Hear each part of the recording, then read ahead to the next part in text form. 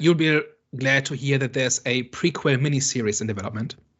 Oh, so, really? Yeah. Oh. So the last news I heard of this was like 2 years ago or so.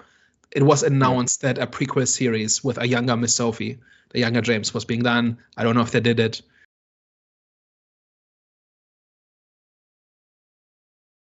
Just wanted to mention that because it's funny. I feel like that would take away from a little bit of the mystique and a little bit of mystery of like some of the people that were previous didn't guess that. I've got a Star Wars comparison if you want. Go for it.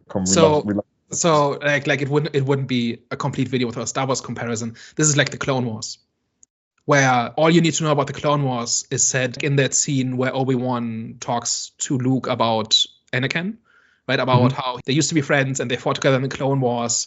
And that was when the Empire took over and stuff like that, right? We learn a lot about what the galaxy in Star Wars is like and what the history is like and what the history of these characters is like from that short dialogue, which is just a guy in a bathrobe sitting on a rock talking about his old friend. And then when we actually see the Clone Wars, it's not more interesting than that, right? Like we already heard what we needed to know. So I think this is just a cash grab, right? Like this is just, hey, here's a thing that's popular. Let's make a prequel miniseries because that's what we do in the entertainment industry. But I think it's actually kind of illustrative that, like you said, it would not add anything. We already know who Miss Sophie is. We already know who James is. We already know who her friends were. We don't need to see. We don't need to see them in their younger days, right?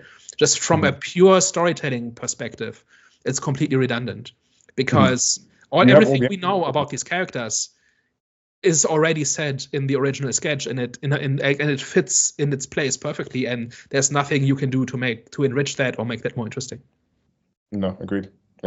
Again, there isn't any added empathy for Miss Sophie by having her friends actually be there and actually showing what it was like, because again, people can relate to that feeling of like missing someone or like not having certain people there in their lives, and people like maybe resonate to that more than actually seeing what it was actually like for them to have this dinner every single year.